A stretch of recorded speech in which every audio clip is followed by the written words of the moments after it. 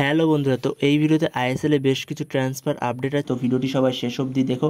আর চ্যানেলে নতুন হয়ে থাকলে চ্যানেলটি অতি অবশ্যই সাবস্ক্রাইব করে পাশে থাকা বেল আইকনটি অন করে পাশে থেকো। তো প্রথমে যদি মোহনবাগান নিয়ে কথা বলা যায়, তো মোহনবাগান গ্রেগ স্টুয়ার্টকে সই করানোর চিন্তাভাবনা করছে, এরকমই খবর।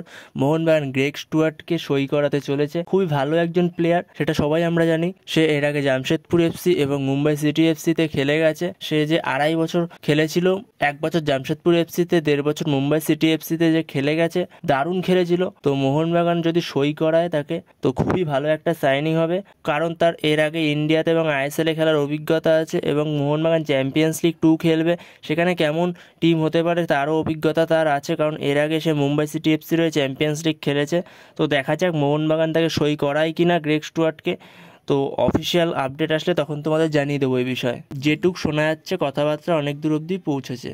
এর পরের আপডেটটা হলো দীপক তাংরিকে নিয়ে। তো দীপক তাংরিকে 3টে আইএসএল এর ক্লাব নেওয়ার চেষ্টা করছে। তো দীপক তাংরি কিন্তু এই সময় মোহনবাগানের সাথে চুক্তিবদ্ধ প্লেয়ার। তো মনে হয় না দীপক তাংরিকে মোহনবাগান ছাড়বে। দীপক তাংরির মতো ডিফেন্সিভ মিডফিল্ডার দরকার একটা মোহনবাগান টিমে। হ্যাঁ, হয়তো সে একটু বেশি কার্ড দেখে। তো দেখো, ডিফেন্সিভ মিডফিল্ড তো কার্ড দেখবেই, যথেষ্ট একজন ভালো প্লেয়ার দীপক তাংরি। তাই মনে হয় না মোহনবাগান তাকে ছাড়বে।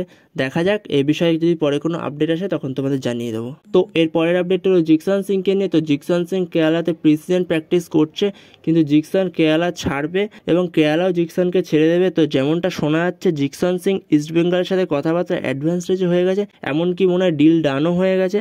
তো দেখা যাক এই বিষয়ে পরে অফিসিয়াল কনফার্মেশন কখন আসে। তো অফিসিয়াল আপডেট আসলে তখন তোমাদের জানিয়ে দেবো। তো এরপরে ইস্টবেঙ্গলের আরেকটি আপডেট হলো, তো আগের ভিডিওতেই জানিয়েছিলাম মাদি থালাল 15ই জুলাই মাঝরাতে কলকাতা আসতে চলেছে। তো সে চলে এসেছে। তো বন্ধুরা, এই ভিডিওতে এই আপডেটগুলোই দেওয়ার ছিল। তো ভিডিওটি ভালো লাগলে অবশ্যই লাইক শেয়ার সাবস্ক্রাইব করতে ভুলো না। তো নেক্সট ভিডিওতে দেখা হচ্ছে, ততক্ষণের জন্য বাই বাই।